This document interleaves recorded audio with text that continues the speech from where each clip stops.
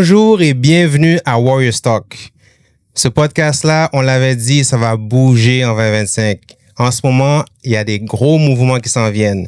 Je vous le dis à chaque fois, je sais, mais là, c'est vrai. On va commencer avec un guest aujourd'hui. Ce guest-là, pour de vrai, c'est quelqu'un qui a quand même une empreinte dans Montréal. Le côté urbain, le côté musical, le côté communautaire aussi. Comment je pourrais vous expliquer ça? C'est quelqu'un qui est une inspiration. C'est quelqu'un aussi qui est capable de rester dans sa sagesse parce qu'il a du vécu. C'est quelqu'un qui est entouré de guerriers juste comme nous. On est les Glorious Warriors. On le voit sur la patch. Ici. Mais on le voit aussi sur sa patch parce que lui aussi, c'est un gars qui marche avec un jacket. Je vous parle de DJ Boogie. Comment ça va? What's up? On va donner le pound. Yep. Ça. Grosse connexion aujourd'hui. On parle des forces. Vous allez comprendre c'est quoi cette transmission d'énergie par nous vers vous. N'oubliez pas de vous abonner aussi, s'il vous plaît. Abonnez-vous, commentez, donnez des likes. DJ Boogie, comment ça va? Ça va très bien. Peace Aki, peace Malika, the gods and the earth, everybody. Mm-hmm. Et puis, vraiment, je suis honoré d'être ici, assis avec vous, the Glorious Warriors. Damn right. L'autre chose que j'aimerais dire, c'est merci d'avoir accepté premièrement. Ça, c'est la première partie. Ah, c'est un honneur. Bien sûr. Et la deuxième partie, c'est on était supposé l'avoir plus tôt dans l'année. Il y a des petites complications, mais c'est pas important. Ce qui est important, c'est qu'il est enfin parmi nous. Là, on parle de fusion, de collaboration, de tribu, je devrais dire. Yes. Là, maintenant, là, ça va commencer à exploser chez vous. Vous allez voir, Montréal va commencer à trembler. Boogie, a.k.a. Boogeyman aussi, on va passer par là. Vous allez comprendre pourquoi je dis ça. Monsieur DJ Boogie, on va commencer avec le début, le genesis de ta vie. As-tu grandi à Montréal ou t'as grandi en Haïti? Moi, mes parents sont arrivés ici en 72. OK. Mon père, c'était un réfugié politique. Après un attentat sur sa vie, puis le meurtre de plusieurs de mes oncles en Haïti. Et il a réussi à s'enfuir de Port-Dimanche pour se retrouver en Europe. Et après ça, venir à Montréal dans les années 70, où est-ce qu'il a rencontré ma mère. Parce que dans les années 70, ici, il y avait quand même un mouvement qui se voulait révolutionnaire. Et puis lui, en tant que membre du Parti communiste, ça l'a attiré. Et puis c'était un peu plus proche d'Haïti que d'être en Europe. Mais quand on parle de mouvement révolutionnaire, de quel mouvement on parle? Ben, tu sais, dans les années 60-70, ici, tu avais les Felkis, les dépendances. Le Québec avait des aspirations d'indépendance et puis s'ouvrait vers le monde. Tu sais. Ça, c'est après l'Expo 67 et ces affaires-là. Et que moi, j'ai été conscient en 1974. OK. Je suis né à Montréal, à l'hôpital Sainte-Justine. Sainte-Justine, what's up, what's up? Il y a beaucoup de mes confrères, dont moi-même, qui ont été produits dans cet établissement légendaire. Ouais. Alors, c'est ça. Dans le fond, t'es né à l'hôpital Sainte-Justine. Oui. Puis, où est-ce que tes parents résidaient dans cette période-là? Quel quartier? Dans le quartier P9, Saint-Joseph. OK. Ouais. Puis est-ce que la majeure partie de ton enfance, tu l'as faite là ou ils ont bougé? Après ça, on a bougé, tu sais, à Ondissé, tout proche de Saint-Michel. OK. Ouais. OK. Puis là, maintenant, si on avance un petit peu, on va aller vers l'adolescence. Oui. L'adolescence, t'étais encore là ou... J'ai passé plus mon adolescence à Saint-Michel. Là. OK. Fait que Saint-Michel represent. What's up? Quand je parle de 67, Saint-Michel, mais dans les années que tu dis, est-ce que dans ce temps-là, il y avait déjà les skinheads ou c'est venu un petit peu après? Quand tu étais vers l'adolescence, là, environ. Vers l'adolescence, je dois dire que moi, c'était vers la fin Vers la fin du mouvement, on était là dans la grande bataille épique à la ronde, là. Ah! On peut en parler un petit peu juste pour mettre un contexte parce qu'il y a des gens qui savent aucunement de quoi tu parles, puis il y en a d'autres qui sont comme, yeah, I remember. Oui. Peux-tu juste expliquer un peu le contexte, pourquoi, puis qu'est-ce qui est arrivé? Ben, qu'est-ce qui est arrivé, c'est que à un moment donné, j'ai oublié exactement comment c'est arrivé, mais qu'est-ce qui est arrivé, c'est que tout le monde s'est appelé pour pouvoir combattre les skinheads à la grandeur de la ville dans les métros. Les skinheads, ils avaient l'habitude d'aller dans les métros et puis de battre des noirs, ou bien dans les parcs, ou bien dans les autobus. Ces affaires-là. Fait qu'on faisait des vigiles. Où est-ce qu'on allait dans plusieurs métros pour les pourchasser. OK. Mais dans le fond, quand vous les pourchassez, est-ce que c'est parce que vous saviez qu'ils étaient toujours dans ce coin-là ou vous faisiez juste aller dans tous les lieux publics pour vous les chercher comme le plus possible? Oui, en effet, on les cherchait. On les cherchait parce que, bon, tu sais, les autres, quand ils nous voyaient, ils se cachaient, tu sais. Les skinheads, c'est courageux quand ils sont 15 contre 1. Quand ils voient 5-6 négros qui arrivent, ben là, bon, ils sont beaucoup moins courageux, là. Fait qu'on faisait le tour des stations. Et est-ce qu'ils attaquaient d'autres communautés aussi ou c'était juste les Haïtiens? Bon, t'avais les Haïtiens, t'avais les gays aussi, ils s'en prenaient aux gays aussi, puis ils s'en prenaient aussi aux Québécois, qui n'étaient pas d'accord avec leur mouvement aussi. OK. Tu sais, t'avais un mouvement qui s'appelait, je pense, la Ligue antifasciste dans le temps, et puis qu'eux autres aussi se battaient contre les skinheads. Ouais. Mais je me rappelle qu'il y avait les Sharp aussi, je pense que c'est ça le nom, là. C'était comme les skinheads qui n'étaient pas extrémistes. Ouais. C'est comme, il y avait comme une distinction, mais quelqu'un qui sait pas, il marche dans la rue, il dit, OK, lui est comme les autres, il a peur automatiquement. Mais il sait pas qu'il y a une distinction. Il y en a qui sont anti, justement, racisme. Oui. Puis il y en a d'autres qui étaient vraiment profonds dedans. Est-ce que toi, tu étais capable de faire la différence quand tu les voyais? Bon, au début, tu sais, on pensait qu'ils nous mentaient, là. Tu sais, quand on les pognait, puis ils disaient, oh non, moi, je suis pas un skinhead raciste. Puis, oui, la couleur de mes lacets, tu sais, depuis qu'on voyait un bomber, et puis avec des Doc Martens, les cheveux rasés. C'était pas mal un dead giveaway. Parce que je me souviens que, justement, l'affaire des lacets, au secondaire, si t'avais les lacets blancs, t'étais un white power, ça veut dire que là, t'étais vraiment deep in. Ouais. Puis les autres couleurs, je me souviens plus, c'était quoi, les rouges, les noirs. Rouge, quelque chose comme ça. C'est ça, hein, right? Ouais. OK, c'est ça. C'est pas accepté par toutes les skins. C'est pas toutes les skins qui sont pour le fascisme, autant que pour le white power. Mais les bottes, toi, t'as des lacets rouges. C'est quoi la différence? Ben, c'est parce que mes lacets blancs sont dans la laveuse. Les lacets rouges, as-tu une autre signification, un autre symbole? Ouais, ben, c'est pour les nazis. Les néo-nazis, c'est lacets rouges. Ouais. Les blancs, c'est quoi? Les blancs, c'est pour la suprématie blanche. C'est quoi la différence?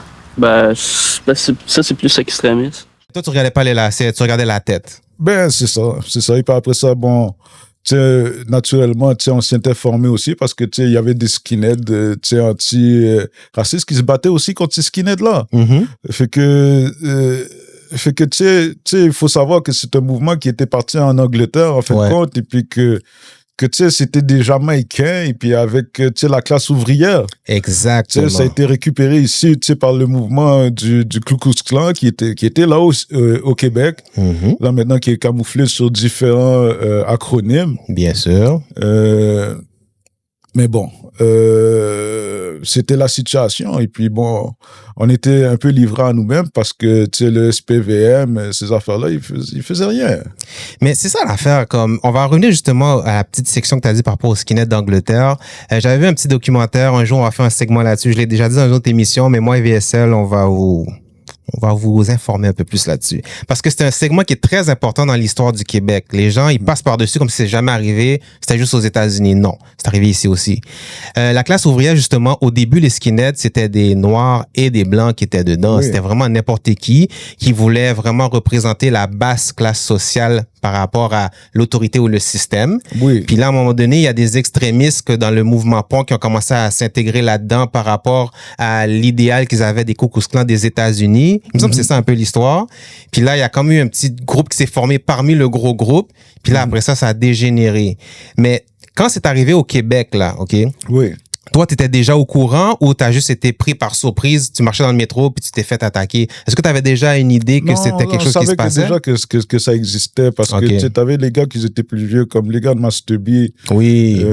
Et puis, tu sais, les gars de Bélanger ouais. Tu sais, les régularisaient autant que possible, tu sais. Et que, tu sais, moi, en étant, tu sais, un jeune, tu sais, dans la rue, puis, tu sais, étant confronté à cette réalité-là, tu sais, pour moi, c'était comme mes héros, là. Mais, tu sais, dans cela, toi, tu étais déjà à Saint-Michel, c'est ça? Oui. OK. Mais Master B, c'était à... Ben, Master B, c'était, tu sais, Master B, c'était un peu partout, mais c'était surtout, tu sais, à Montréal-Nord. Montréal-Nord, OK, Montréal-Nord. Puis là, après ça, t'avais les Bélanger. Oui. OK. Les Bélanger sans oublier les Master B. C'était comme les tontons Madoute de Montréal quand j'étais petit. Aujourd'hui, les gangs, y'en a plein, se procurer un flingue, c'est comme du bonbon au magasin. Puis là, toi, quand t'étais à Saint-Michel, vous aviez pas une clique qui vous représentait dans ce temps-là? Ben, ça, c'est arrivé après. Juste après, c'est ça, Ben, c'est arrivé après, fait que, tu sais, je me souviens, tu sais, de son maman. OK. Qui s'est formé, tu sais, en réaction, parce que, bon, t'avais des membres quand même de Master B qui faisaient des abus sur les plus jeunes. Mm-hmm. Il est accès, dans le fond? Oui, exactement. Tu sais, ils arrivaient à Louis-Joseph Papineau et puis, tu sais, ils essayaient de terroriser le monde. Fait que, tu sais, t'as eu un mouvement d'autodéfense qui s'est appelé Sans Maman. OK. Tu sais, c'est sûr que, bon, tu sais, quand le monde, tu sais, entend le nom, et ils peuvent dire Sans Maman, bon, en créole, ça veut dire, tu sais, des personnes sans avis, et puis ces affaires-là, mais c'était pour démontrer qu'il n'y aurait pas de limite à qu'est-ce que tu vas subir si tu t'en prends à Sans Maman. Ouais. C'est quand même, tu sais, comme en créole, ça sonne plus féroce qu'en français. Trust me on this one. Justement, dans le mouvement Sans Maman, toi, est-ce que tu étais affilié à ça ou c'est juste quelque chose que tu entendais parce que tu avais des amis là-dedans? Non, ben naturellement, tu sais, les gars, tu sais, m'ont accueilli. Je me suis senti à la maison. OK. Tu te sentais protégé, dans le fond? Ben normalement. Normalement, tu sais, je me sentais protégé, je me sentais accepté et puis... tu sais, c'était pas un mouvement pour faire des crimes. C'était un mouvement d'autodéfense du quartier. Tu sais, voici la différence entre certains groupes, tu sais, qui parlent, c'est que, tu sais, même quand on parle, tu sais, de la formation, tu sais, du district 7, qui est devenu le district 67. 67, c'est ça. C'était des formations qui étaient vraiment pour protéger le quartier et puis faire la promotion du quartier qui n'était pas nécessairement basée sur un modèle criminel. OK. Il y avait plusieurs des personnes qui en faisaient partie que autres, tu sais, naturellement, vivant dans un contexte de pauvreté, tu sais, à cette époque-là, on parle quand même de 50% de chômage à travers la communauté. Ouais. Tu sais, quand on parle de la Grande Dépression, on parle de 30% de chômage. Et puis bon, tu vois le taux de criminalité augmenter. Mais dans ce temps-là, à Saint-Michel, on parle de 50% de chômage. Fait que bon, il fallait arriver. Ouais. Puis dans ce temps-là aussi, quand tu dis que c'était là pour protéger puis tout, est-ce que tu sentais que c'était comme les Black Panthers de Montréal? Ou vous le voyez juste comme des soldats de rue qui sont là comme sécurité? Parce que Black Panther, ils emmenaient aussi de l'éducation, ils emmenaient du manger, oui, il y avait un soutien communautaire. Mais tu sais, il faut dire que Black Panther, c'est un mouvement qui s'est formé à l'université. Fait que les personnes avaient quand même une certaine maturité. Maturité, une éducation, une sagesse aussi, oui, en quelque part. Louis P. Newton, je pense que c'était un ingénieur, là. Ça, c'est bon à savoir en passant. Tu sais, ces personnes-là avaient quand même, tu sais, une certaine éducation. Nous autres, on était au secondaire. Qu'est-ce qui arrive aussi? Tu sais, bon, on subissait des abus depuis le primaire. Nos parents n'étaient pas nécessairement impliqués dans les affaires. Ouais, ils n'étaient pas dans tout ça, là. Exactement, parce que tu sais, la mentalité, c'est on retourne en Haïti. On reste pas ici. C'est qu'est-ce que tu es en train de vivre ici, c'est temporaire parce qu'on retourne. Mais bon, en fin de compte, on est encore là. Ben oui, depuis tant de générations en plus, là, tu sais. Fait que ces problèmes-là, c'est des problèmes que, tu sais, que nous autres, on s'est retrouvés tout seuls à affronter. À des très jeunes âges. Fait que, bon, il y a eu des dérapages. Mais en même temps... Mais est-ce que tu penses que quand il y a eu l'affaire de la ronde, justement, c'était toutes les cliques qui s'étaient mis ensemble? Oui. C'était vraiment ça. Comme dans le fond, il y avait une coalition, ils se sont appelés et dit, OK, là, on va se mettre ensemble puis on va aller genre, défendre notre couleur, puis notre sécurité, notre identité aussi. Parce que je pense qu'en quelque part, c'est comme si les gens se sentaient envahis par les nouveaux arrivants. C'était à peu près ça, la mentalité, d'après toi? Ou c'était juste, genre, gratuit comme ça? Moi, d'après moi, c'était juste gratuit comme ça. Parce que, tu sais, je vois pas pourquoi... tu sais, je suis pas quelqu'un qui croit dans la haine. OK. Alors, maintenant, pour commencer à haïr le monde et puis ces affaires-là, ça fait pas partie de mes valeurs. Ça n'a jamais fait partie de mes valeurs. Alors, pour moi, c'était gratuitement. Ça veut dire maintenant, à cause que vous pouvez le faire, vous allez le faire. Je comprenais pas, et puis jusqu'à présent, je comprends pas nécessairement cette peur de l'autre. Tu sais, je peux entendre les arguments que, OK, on se fait envahir, on perd nos jobs, mais tu sais, en fin de compte, quand on parle de colonisation, là, tu sais, si vraiment tu as peur de ça, mais pourquoi tu le fais subir à d'autres? Très bonne question. J'aimerais que les gens envoient justement des commentaires pour dire à cette question. Pourquoi tu ferais subir à quelqu'un ce que tu as peur? Ça fait même pas de sens. C'est comme il y a une contradiction très flagrante là-dedans. Là, en définitif. Mais c'est sûr que toi, en plus, à un jeune âge, tu avais déjà pensé à ça. Tu t'es dit, mais ça fait pas de sens. Ben, ça fait pas de sens. Et puis, il faut se dire quelque chose quand même, c'est que, tu sais, grandir à la maison, tout ça, t'es pas conscient nécessairement, tu sais, de ces affaires-là. C'est quand t'arrives à l'école, c'est quand je suis arrivé à l'école que j'ai compris que j'étais noir. Oui, il y a beaucoup de monde qui dit ça, vraiment. Tu sais, c'est l'école qui nous éduque comme ça. Tu sais, qui nous fait comprendre, en fin de compte, tu sais, en obscurcissant l'histoire, tu sais, des Amérindiens ou bien sinon, tu sais, des peuples noirs, que comme si on compte pas dans la balance, qu'on n'a pas d'histoire, qu'on n'a pas d'identité, qu'on n'est pas là. Et puis qu'en fait de compte, tout ce qui existe, ben, tu sais, c'est la colonisation. Et puis on est devenu du monde à travers la colonisation, qui est un système qui est basé sur le racisme. Bon, on va dire que ça peut être basé sur l'avidité qui a utilisé, tu sais, le racisme pour pouvoir arriver à ses fins. Puis tes parents, eux, ils ont eu l'éducation haïtienne parce qu'ils ont grandi là-bas. Mais il faut dire aussi que c'était très teinté du côté européen dans l'éducation là-bas. OK? C'était comme un mix un peu là. Fait que toi, quand tu as été élevé chez toi, tu as été élevé à la manière haïtienne, right? J'ai été élevé de la manière haïtienne, oui. OK. Puis quand tu es allé à l'école, tu as compris qu'il y avait un choc culturel que tu devais faire face, même si tu veux ou tu veux pas, tu devais passer à travers. Quand tu revenais à la maison puis t'en parlais à tes parents, qu'est-ce qu'ils te répondaient comme? Ben, ils me répondaient que on t'a pas envoyé à l'école pour que tu te fasses des amis, là. Oh! On t'a envoyé ça à me rappelle des paroles que j'ai entendues moi aussi. Tu vois, on t'a envoyé pour que tu étudies, que tu deviennes quelqu'un et puis que tu retournes en Haïti.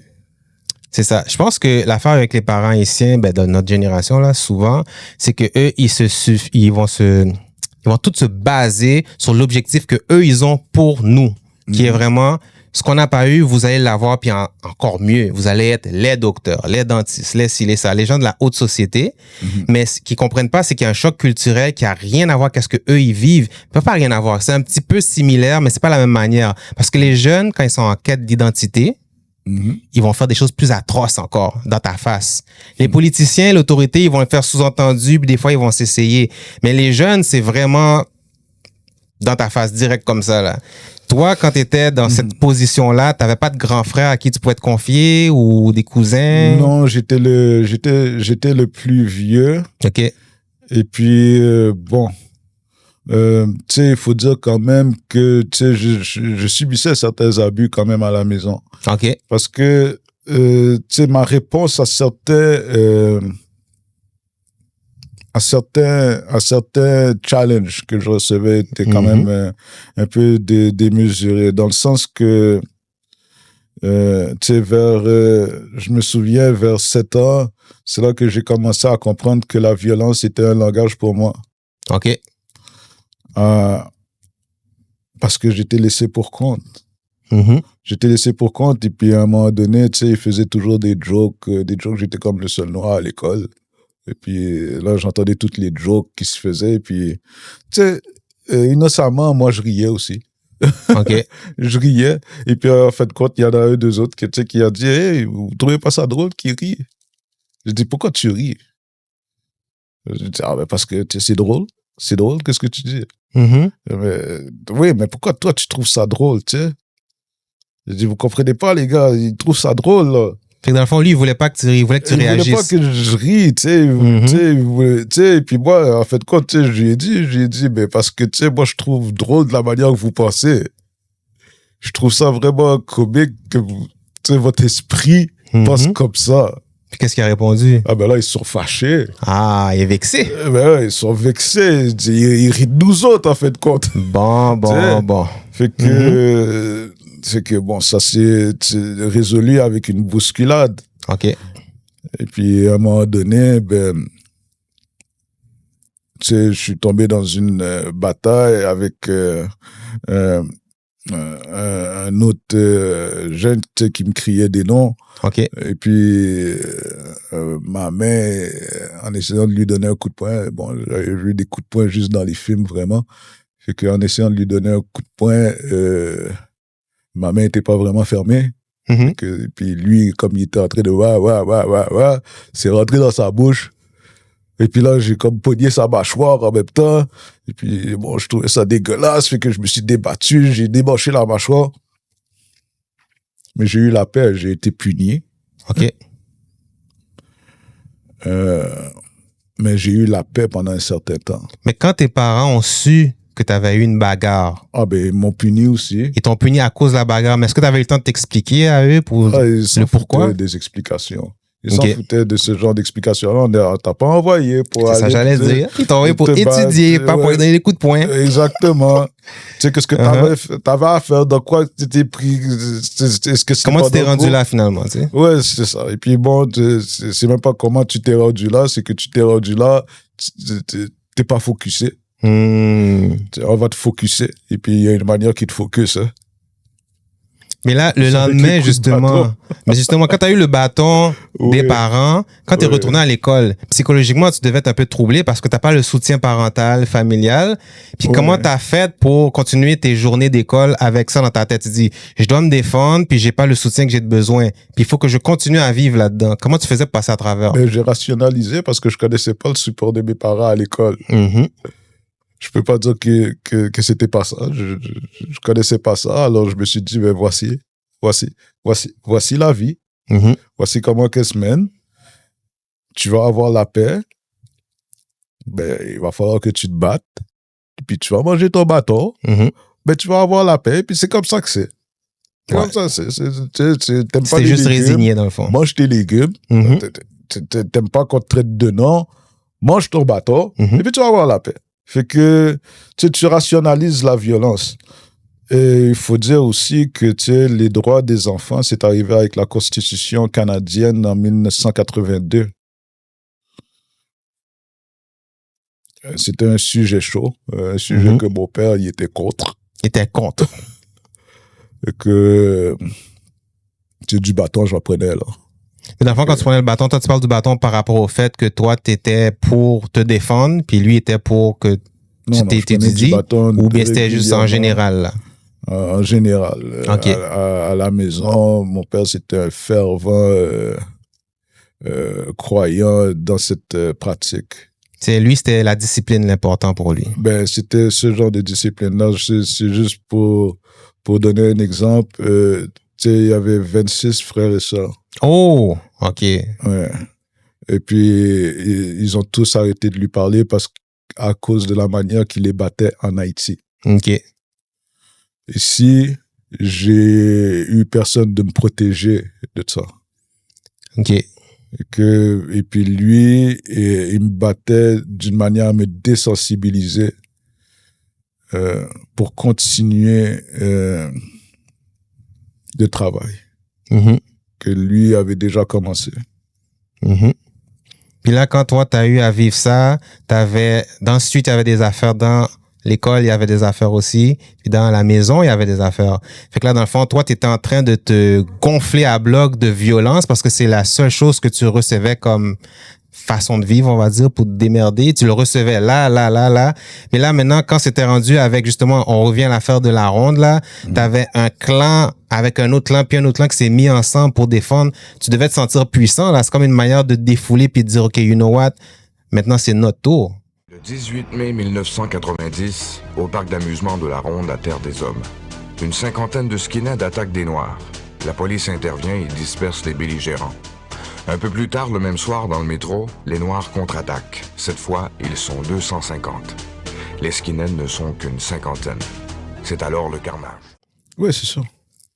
C'est sûr que tu veux prendre les rênes de ta vie quand même. Et puis, pour nous, c'était un devoir. C'était un devoir de faire ça parce que il y avait pas personne d'autre qui le faisait. Et puis, c'était un fait d'armes. C'était une manière de se valoriser et puis d'affirmer nos valeurs. Puis, tout à l'heure, tu avais parlé des autorités qui prenaient pas ça au sérieux. Je parle des autorités policières. Ouais. Est-ce que tu peux me donner un exemple de quand tu t'es rendu compte que, justement, ils vous soutenaient pas ou vous défendaient pas? Y a-t-il quelque chose qui est arrivé qui t'a fait voir, OK, ces gars-là, ils s'en foutent, là? Ils arrêtaient pas les skinheads, qui nous harcelaient ou bien ces affaires-là. Et puis, ils savaient qu'est-ce qu'ils faisaient. Mais si nous autres, on ripostait, ben, c'est nous autres, là, qui étaient les fouteurs de troubles. OK. Ça fait que... C'est nous autres qui venaient harceler, c'est nous autres qui venaient checker, c'est pas les skinheads. Mais quand c'est arrivé justement à l'affaire de la Ronde, les policiers sont sûrement arrivés pour venir arrêter ça. Il n'y a même plus de policiers. Il n'y a jamais de policiers, ça a été jusqu'à la fin, jusqu'à la mort, là, comme ça. Oui, non, c'était généralisé, là. OK. C'était pas juste un groupe comme ça, là. Ils ne savaient plus où donner de la tête. Parce que, bon, la Ronde, c'était le principal, mais ça se passait dans toutes les métros. Ils ont été obligés d'arrêter toutes les métros. Wow. Les métros ont été obligés de fermer et puis c'était généralisé, là. Puis après ce conflit-là à la Ronde, toi, dans ta tête, tu devais avoir comme des images quand même assez troublantes. Est-ce que tu étais devenu encore plus agressif ou tu t'es dit, OK, il faut que les choses changent? Comment ça s'est passé dans ta tête? Ben, c'est sûr que pour nous autres, on ne s'attendait pas nécessairement à ce que les skinheads, ils arrêtent là. Fait que, on a continué les vigiles. Là. On a continué les vigiles et puis, en fin de compte, au fur et à mesure, on a remarqué qu'ils étaient plus trop là. OK. Là, ils ont commencé à se dissiper parce qu'ils se sont rendus compte qu'ils n'étaient pas en situation de pouvoir, en quelque part. Oui, exactement, que c'était pas nécessairement la manière qu'ils pouvaient nous affronter. Puis, à partir de là, est-ce qu'il y a eu une transition vers le côté Zoulou ou est-ce que c'est arrivé beaucoup plus tard dans ta vie? En fin de compte,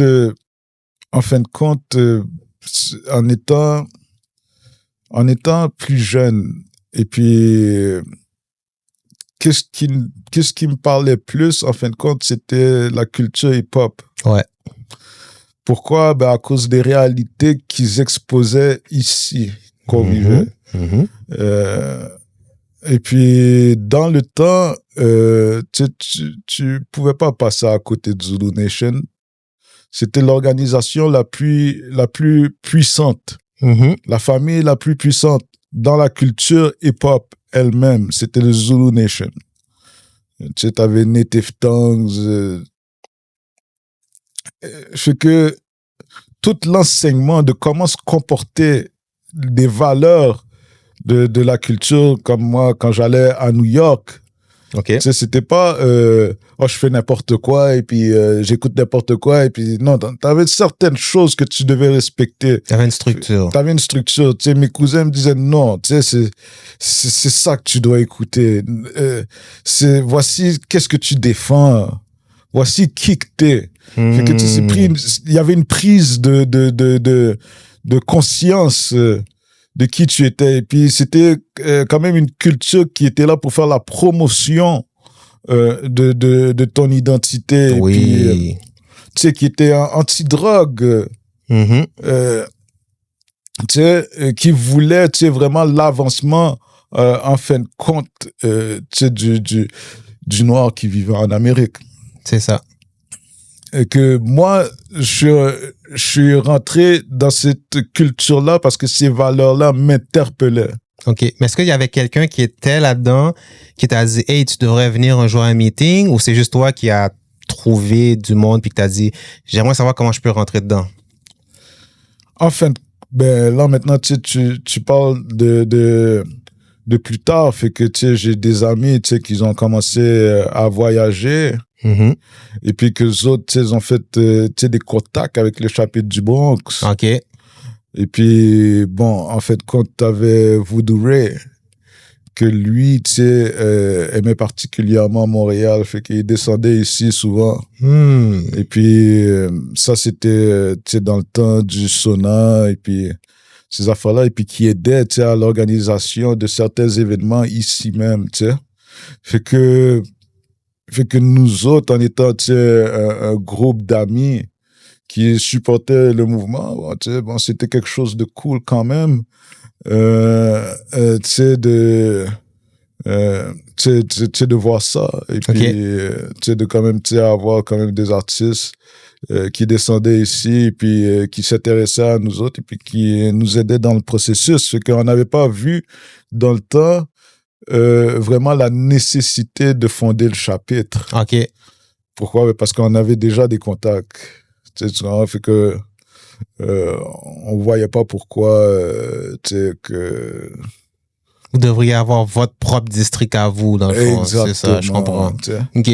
Puis là, maintenant, dans tout ça, ça veut dire qu'il y a eu quand même un gap entre l'adolescence puis quand tu as commencé à rentrer dans le côté Zoulou. Puis entre ce moment-là, là, qu'est-ce qui se passait dans ta vie, là? Est-ce que... Disons que, tu sais, bon, il n'y a pas nécessairement un gap, c'est qu'on a toujours eu les valeurs Zoulou. OK, les valeurs étaient là, mais tu n'étais pas pratiquant, on va dire ça comme ça. On n'avait pas de chapitre. C'est ça. On n'avait pas de chapitre, on n'avait pas de patch. On n'était pas affiché officiellement, mais on vivait par le code. Mais pas... Bon, là, maintenant, il faut pas que je dise ça nécessairement parce que, bon, il y a certaines choses qu'on faisait que, tu sais, qu'ils n'étaient pas à propos du code. Tu sais, il y a... Tu sais, naturellement, en tant que membre, tu sais, Zoulou, il faut que tu laisses derrière la criminalité. Bon, il faut dire que, bon, en tant qu'adolescent, j'ai eu beaucoup de problèmes avec la justice, et puis ça a même duré une bonne partie de ma vie adulte. Je suis pas tellement fier de ça, mais voici qu'est-ce qu'il y en est. Non, je comprends.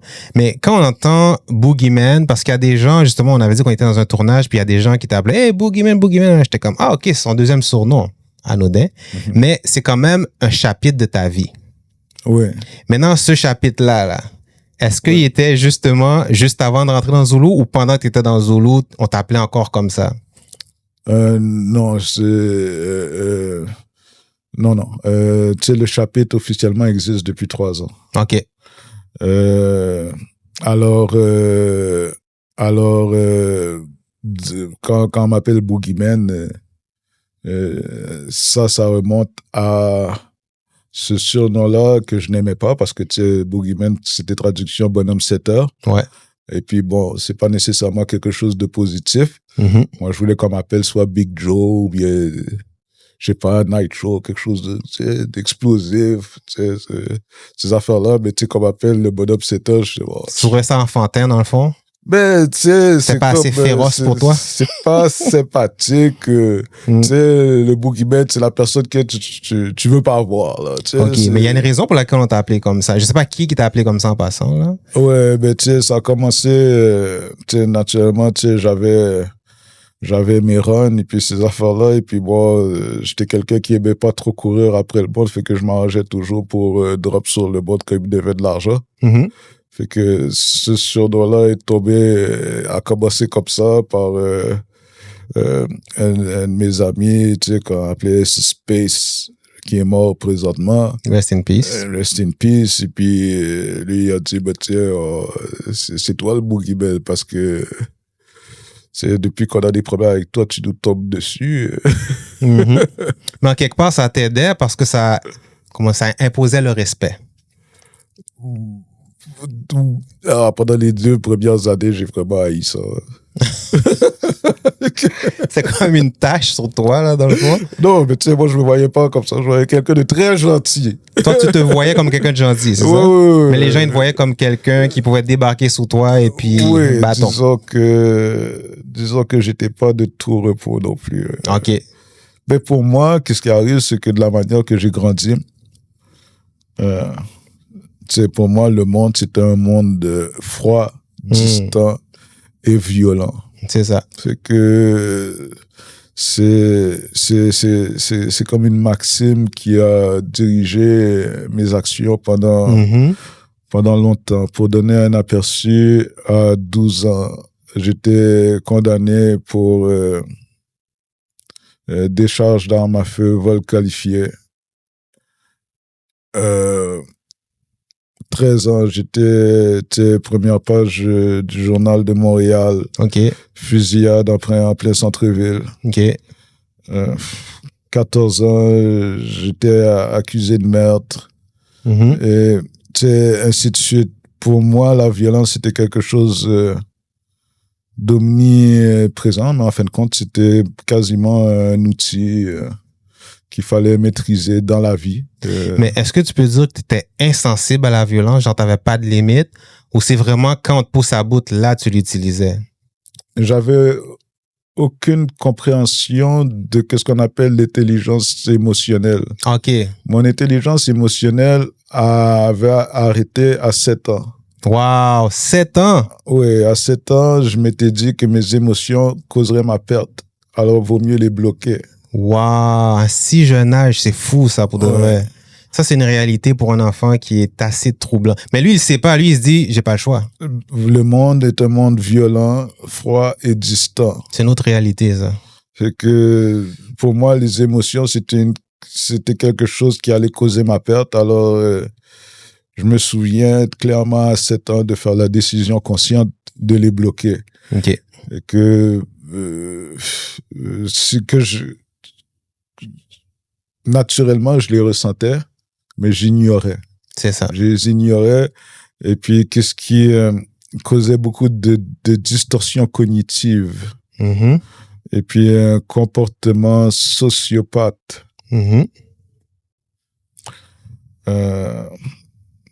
Une rage constante, prêt à exploser n'importe quand. Est-ce que tes parents... mal-être de vivre. Est-ce que tes parents, ils regardaient ça et ils disaient, OK, il faut qu'on fasse quelque chose pour l'empêcher d'empirer, ou ils étaient même pas au courant que tu commençais à devenir un peu plus explosif à chaque fois? Ils étaient au courant, là, c'est sûr, avec des services sociaux. OK. L'anti-gang, je commençais à dormir dans la rue à 11 ans parce que j'étais sûr que j'allais me faire tuer à la maison. Alors. OK. Alors, j'ai sauté par la fenêtre, j'ai pris, je me souviens encore, j'ai pris ma paire d'Adidas, et puis toutes mes cassettes de rap que j'avais. J'ai tout rempli mon sac à dos d'école, et puis j'ai sauté par la fenêtre. T'as tout pris sauf la bouffe. Ah, t'as tout compris. Mais regarde, t'es encore ici pour nous en parler, ça veut dire que t'as survécu, tu sais, ça a marché. Oui, il y en a d'autres qui n'ont pas survécu. C'est ça qui est dommage. Qu'ils n'ont pas pu arriver à faire une transition. Mais oui, je considère que je suis quand même béni de pouvoir être ici aujourd'hui. Oui. Mais tant mieux parce que tu es capable d'en parler puis tu vas sensibiliser certaines personnes. Il y a des gens qui vivent pas exactement la réalité que tu as vécue, mais qui vont se sentir interpellés puis dire, OK, il faut que je fasse quelque chose. Tu comprends, je veux dire? Puis des fois, d'entendre quelqu'un qui est OG dans la game, qui raconte son vécu, des fois, ça peut juste stimuler une étincelle puis on sait jamais où est-ce que ça peut mener. Oui, exactement. Ça, c'est quelque chose d'important à dire. Exactement. Pour ceux qui me connaissent, alors... et puis qui m'ont vu grandir et puis qu'ils ont vu mon évolution, mais oui, pour ceux qui étaient plus jeunes, qui pour certains m'idolâtraient et puis qu'ils ont vu qu'aujourd'hui je mène une vie différente. Oui, c'est possible. T'as le droit d'être heureux dans la vie. Oui. T'as le droit. T'as le droit de jouir de ta vie. T'as le droit d'être libre. T'es pas... tu es quelqu'un. Tu es quelque part. Tu es quelqu'un, mais... Il y a un jeu de mots, mais important. Oui, explique-toi, c'est ça. Tu tu es important et puis tu es important pour nous. On a grandi dans le crack era. Oui. On a vu le crack arriver. On a vu l'impact aussi. Oui. Mais au début, c'était comme une porte de sortie. Quand on a vu comment ça affectait la communauté, là, il fallait se poser des questions sur vraiment, est-ce qu'on allait continuer cette histoire-là? Les parents, qui étaient nos clients dans le temps, ils ont élevé des enfants.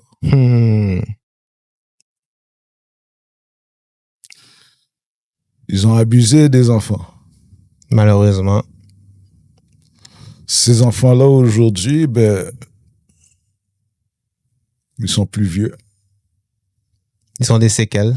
Ils ont des séquelles. C'est dans notre communauté. Et puis, il faut en prendre soin. Il faut en prendre soin. C'est pas à cause que tes parents n'étaient pas là pour toi que la communauté n'est pas là pour toi et puis que tu comptes pas pour nous. Oui.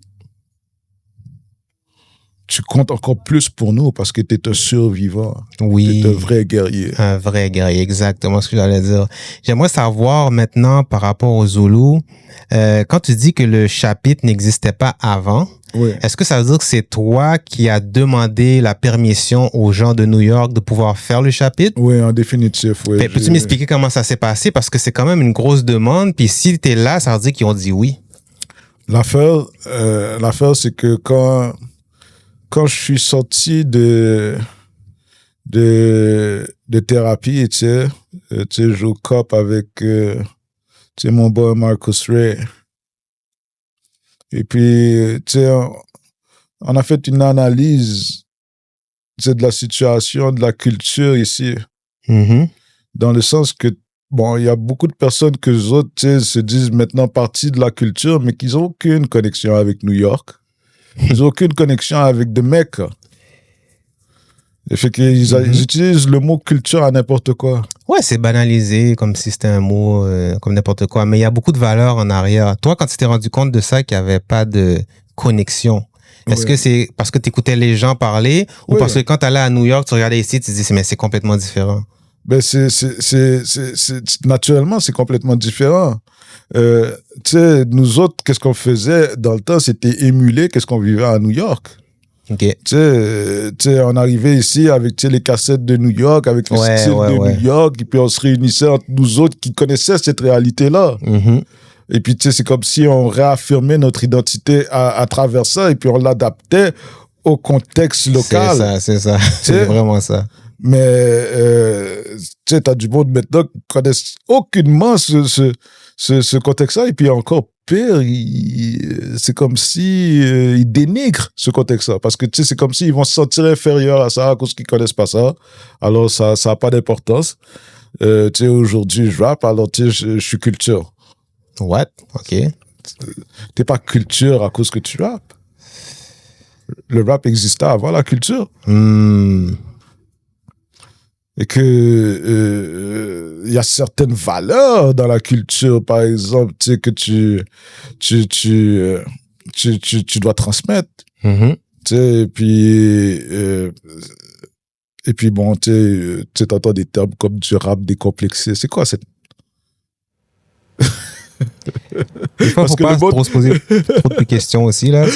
Il faut se poser quelque part des questions parce que, c'est la promotion d'un certain agenda. Là, on rentre dans les vrais sujets, là. Fait que, bon, cet agenda-là, il faut le questionner aussi parce que qui prétend faire du rap sans prendre position? C'est... Bon, et il y en a, hein. Il y en a beaucoup, ouais. Mais ils font pas nécessairement partie de la culture, d'après moi. Donc là, maintenant qu'on dit que est-ce que la culture a changé? Non, elle n'a pas changé. La culture a toujours les mêmes valeurs. Elle a évolué, mais elle n'a pas changé. C'est comme moi, j'ai pas changé, j'ai évolué. C'est ça. La culture aussi n'a pas changé, elle a évolué. Elle n'a pas changé de valeur, Tu sais, il y a du monde qui parle tu sais, des chiffres et puis ces affaires-là. C'était pas les valeurs de la culture dès le départ. Ça n'a jamais été, finalement. Ça n'a jamais été, puis ça ne l'est toujours pas. C'est ça. Tu sais, ça a toujours été, tu sais, les valeurs du commercial, du mainstream, depuis le temps. Mm-hmm. Tu sais, dans le temps, on avait Milli Vanilli, là. On avait PM Down, on avait Vanilla Ice. Oh ouais. Tu sais, c'était du monde qui émulait, qui s'habillait, qui essayait de se faire passer pour du monde de la culture, mais qu'ils n'avaient pas les valeurs de la culture. Mm-hmm.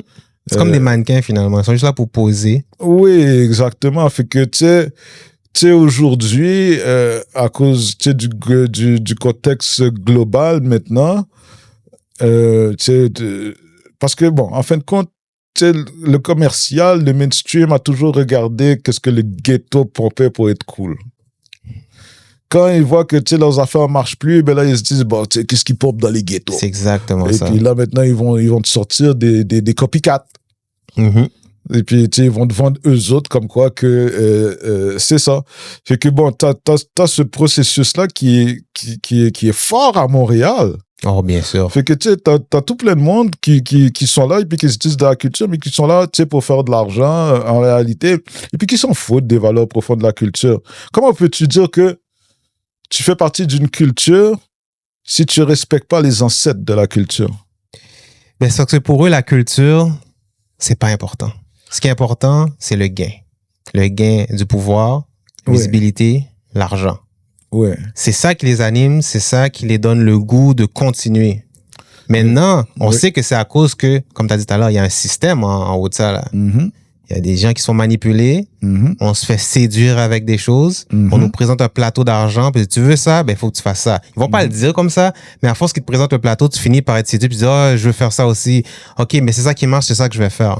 Mais vous, là, dans le temps, là, ben je veux dire, la première, les premiers membres, on va dire, du district d'ici, là. Il faut dire aussi qu'il y a eu 2 tentatives de création de chapitres. Avant vous? Oui, c'est à Montréal. Là. Ah, ça, c'est important à savoir. On est peut-être la 3e. Ah ouais? Oui. Parce que, tu sais, en faisant nos recherches, il y a eu 2 autres tentatives, mais ils n'ont pas pu s'implanter vraiment. OK, est-ce que tu sais pourquoi? Manque d'organisation. Il y a certaines choses tu sais, certaines commandes qui sont arrivées, tu sais, du chapitre maire qui nous ont dit qu'il fallait qu'on fasse. Ils voulaient pas le faire? C'est quoi que je sais pas, mais ils l'ont pas fait. On n'a pas trouvé ces traces-là. Ah ouais. Nous autres, on est dûment incorporés en tant qu'organisme communautaire. Ça, c'est des exigences. On a une charte. Oui. Tu sais, ça, c'est des exigences. Fait qu'il fallait retrouver ces affaires-là. Tu sais, des 2 premiers chapitres. Je sais pas exactement qu'est-ce qui s'est passé. Mais comment vous avez su que ça avait existé avant? Ben parce qu'on a fait des recherches. OK. On a fait des recherches, on a vu certains noms. Mais bon, ce serait bon de savoir qu'est-ce qui s'est passé aussi. Ce serait bon de retrouver ces gens-là pour pouvoir faire une petite interview, comprendre un peu qu'est-ce qui est arrivé. Exactement. Parce que peut-être qu'il y a quelque chose à apprendre d'eux aussi, là. Exactement. Ouais. On est celui qui présentement dure le plus longtemps parce que d'après nos recherches, tu sais, ils n'ont pas duré longtemps. Mais c'est pas facile. C'est ça. Quand vous avez, quand je dis vous, je sais pas si c'est le groupe ou si c'est toi exactement qui est allé présenter ce projet de vouloir faire un district d'ici. Ouais. Qu'est-ce qui t'a poussé à dire on a besoin de ça à Montréal? Ben, c'est exactement ça. C'est que, tu sais, en étant, tu sais, un jeune de la rue, tu sais, pour moi, tu sais, le hip-hop, c'est une culture pour m'émanciper. Et puis, en fait, qu'est-ce qu'on est en train de voir, c'est, tu sais, ici, au lieu que les personnes s'émancipent, ben, c'est le contraire qui se passe. C'est comme s'ils se font mettre dans un carcan, et puis que maintenant, ce modèle-là est tellement comment je peux dire, populaire à travers la jeunesse, tu sais, c'est comme, tu sais, tu vas voir, tu sais, du monde qui vont faire, tu sais, du gangster rap parce que, tu sais, ils pensent nécessairement que c'est ça qui va les rendre populaires. Et puis, en fin de compte, qu'ils sont plus capables de marcher dans leur propre hood, man. C'est comme, souvent. et puis souvent, ça arrive, là. Tu sais, parce que t'as des vrais gangsters et puis ils rappent pas, là. C'est ça l'affaire. Ça, c'est tellement vrai. Il y a tellement de gens qui sont vraiment deep. Oui. Cette histoire de street-là. Oui. Ils veulent rien savoir du micro, là. Ben, exactement, tu sais. Puis, tu sais, moi, je me souviens, tu sais, avant, tu sais, dans mes activités, et puis ces affaires-là, c'est comme, tu sais, je vais pas te voir des kilos et puis le voir dans le fucking vidéo, on va avoir des problèmes. C'est ça, là. Tu essaies de cacher ce que tu fais, pas l'exposer. On dirait que là, ils pensent à l'envers. Si je te vois un burner, je le vois dans le vidéo, on a des vrais problèmes. Ben oui. C'est comme si tu t'auto-snitch, puis en même temps, tu dis à tes amis, hey, regardez, je suis là. Ça fait pas de sens, I'm the fucking plug. You're in deep shit. C'est ça. Moi, je trouve ça comme insensé, mais eux, ils trouvent ça bien normal. Ben, tu sais, ça dépend aussi, tu sais, comme je droppais sur certaines personnes, comme moi, je t'ai vu dans le vidéo, et puis tu représentes ça, can you move this for me? Oh, c'était juste une vidéo, Bookie. C'était... OK. Qu'est-ce que tu réponds à ça? La personne te répond ça, tu dis quoi, là, rendu là? Ah, ben, mec, qu'est-ce que tu veux que je réponde? Est-ce que tu ris dans sa face ou tu lui donnes une réplique, genre, écoute, fais plus jamais ça? Je suis déjà pas bien dans ma tête. Oui. Offrir cette opportunité-là à cause que j'ai vu une vidéo sur fucking Internet. Fait que, tu sais, et puis je suis pas bien dans ma tête à cause des activités que je suis en train de faire. Tu sais, quand je tombe en dépression, ben, tu sais, c'est les guns, c'est la drogue, c'est la violence, c'est l'argent. Je suis déjà en grosse dépression moi-même. Fait que, tu sais, quand j'entends cette réponse-là, et puis je suis comme, oh, bah, tu te rappelles de confusion cognitive. Ouais. Parce que, tu sais, je suis là, et puis je suis comme, oh, tu sais, est-ce que je devrais t'abuser? Oui, non, parce que, tu sais, je suis supposé te protéger, et puis, tu sais, en fait, quand tu m'as dit que t'étais pas vraiment dedans, fait que, ok, c'est beau. C'est bon que c'est une situation qui est quand même cocasse, là. Oh oui, t'as pas dit ça. Hein? T'as pas dit ça. Oui, mais qu'est-ce que tu veux que je dise? Continue comme ça? Ben oui, continue comme ça. Oh, wow. Continue comme ça, je te file parce que, tu sais, j'avais de la misère à comprendre aussi moi-même. Mais c'est un peu fucked up que je te propose ça en même temps. C'est spécial quand même, là. C'est spécial quand même, tu sais. Fait que, bon... Fait que bon, tu sais, il y avait certains comportements que j'avais que j'ai dû comprendre avec le temps, là, pour... parce qu'il y a des choses inexplicables qui se passent. Ça fait partie de la réalité d'un Zulu guy. Mais j'aimerais savoir aussi, comme, c'était quoi votre implication dans les hip-hop d'ici, au début? Moi, j'ai commencé, tu sais, vraiment, bon, je dois dire, tu sais, j'étais un breaker. OK. En premier, mais tu sais, je faisais des choix à la maison d'Haïti dans le temps. Et puis après ça, bon, naturellement, tu commences à apprendre les textes et puis à rapper et puis ces affaires-là, rapper dans les abribus. Ces affaires-là, tu sais, en même temps, bon, tu sais, on porte des médaillons Africa, tu sais, each one, teach one, et puis, tu sais, KRS-One, on essaie de se conscientiser, et puis, tu sais, de s'organiser, de voir comment on peut monter, et puis en fin de compte, c'est vraiment en étant DJ que, tu sais, que j'ai commencé à avoir plus d'influence, là. OK. Fait que, tu sais, à l'âge de 16 ans, je suis comme resté un peu trop longtemps à New York.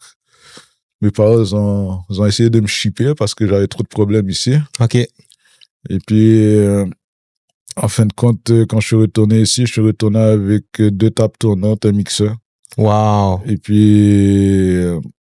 une tonne de cassettes.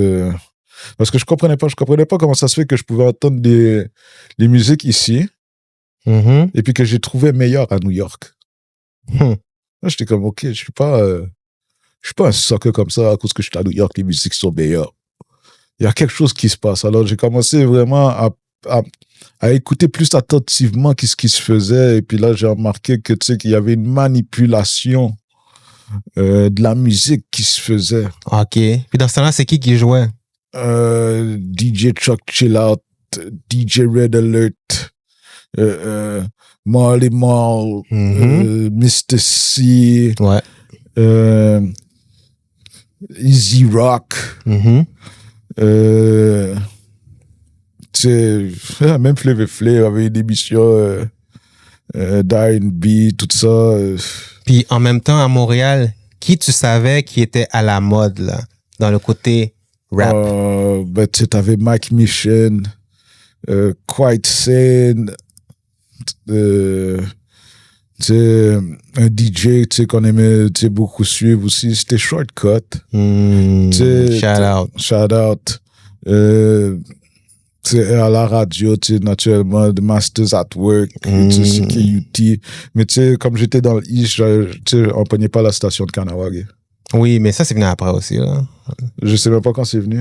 OK. Parce que tu sais, je te gars du East. OK, ouais. Tu sais, East puis West, for some reason, il y a comme un genre de...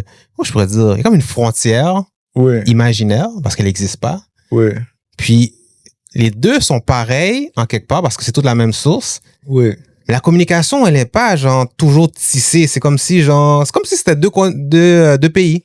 Ouais, mais tu sais, tu vas arriver, et puis tu sais... Ayant grandi tu sais, dans l'East, il y a du monde qui quitte jamais le quartier non plus, man. Ouais. Et puis, tu sais... Ben non, attends, il y a des gens qui quittaient le quartier quand il y avait une femme l'autre bord. Ils allaient checker la femme l'autre bord. Ça, je m'en souviens. Ouais, mais tu sais, il fallait quand même que tu quittes le quartier pour savoir qu'il y avait une femme de l'autre bord. Mais si tu la vois dans une fête... Ouais, qui vient. Elle vient, tu l'as raconté, t'habites où dans l'Ouest? Ah, c'est 1 heure de boss, on va dire. Mais t'es trop frais, sauf que je vais aller quand même. On va dire. Ouais, tu sais, c'était vraiment... Puis jusqu'à présent, tu sais, pour moi, l'Ouest, c'est un mystère. Un mystère. Jusqu'à présent, et puis je suis allé habiter à Vancouver, tu sais, pendant 10 ans, normalement, et puis c'est là que j'ai remarqué, je connais même pas Montréal. Il y a toute une partie, pour moi, on dirait, qui s'arrête à Saint-Laurent, et puis c'est pas vrai. C'est ça, c'est la frontière. En fait, quand ça s'arrêtait à l'Acadie, parce que je connaissais Quartier-Ville. OK, ouais. C'est comme, tu sais, toute une section. Je savais que, tu sais, qu'il y avait l'Ouest qui existait, parce que, tu sais, t'avais Sam the Record Man, Mike the Record Store, tu sais, que j'allais souvent, mais, tu sais, bon, tu sais, j'arrivais de l'autre côté, et puis... Et puis à part de ça, tu sais, le monde de l'Ouest que je pouvais rencontrer, c'était en prison, man. Wow. Fait que tu sais, c'est quelque chose quand même, tu sais, qu'à Montréal, il faut vraiment travailler là-dessus. Et puis c'est cette communication-là, tu sais.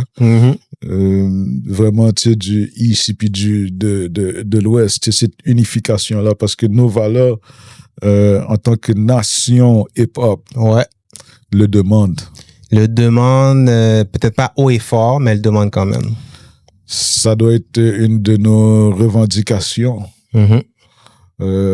Parce que diviser comme ça, et puis chacun dans son coin, on est moins fort. Bien sûr. C'est sûr qu'avec le nombre, c'est là qu'on va toujours réussir. Quand je parle des guerriers, j'ai pas dit quel style de guerrier. C'est vraiment tous les guerriers qui ont le même dénominateur commun, on va dire. On devrait tout aller une front line pour faire avancer notre mission, faire avancer notre identité aussi, de s'unifier pour un meilleur futur pour les autres générations. Moi, c'est comme ça que je pense. Et je pense qu'avec les Glorious Warriors, on essaie toujours de promouvoir ça d'une manière ou d'une autre. Support each other, on l'a dit je sais plus combien de fois, et on est loin d'arrêter de le dire. Maintenant, aujourd'hui, là, je te parle de l'époque d'aujourd'hui, quel est l'impact de Zulu Nation dans le hip-hop d'aujourd'hui? Tiens, en fin de compte, de Zulu Nation dans le hip-hop d'aujourd'hui. Ouais. Je veux dire, au point de vue international? Non, le hip-hop local, là, je parle, à Montréal. Local? Oui. Bon, c'est sûr que tu sais que présentement, on est vraiment, tu sais, dans la structuration, tu sais, du chapitre de manière légale. Vraiment, tu sais, vraiment, tu sais, s'assurer que les bases sont solides afin de pouvoir les retransmettre à la prochaine génération. En fin de compte, on est dans tu sais, l'élaboration de plans d'affaires sur 20 ans. OK. Ça veut dire qu'il va être légué d'ici 5 à 10 ans à la nouvelle génération en réalité. Puis justement, c'est quoi votre mission en ce moment? En ce moment, la plus grosse mission. C'est vraiment de s'assurer que nos bases sont solides. C'est ça. C'est-à-dire tout ce qu'on doit faire de manière administrative, les alliances avec les autres organismes communautaires, la promotion de messages positifs à travers la communauté, dans la désaffiliation de gangs aussi. Très important. Oui. Naturellement aussi la décolonisation, le combat contre la discrimination, pour pouvoir égaliser les chances à travers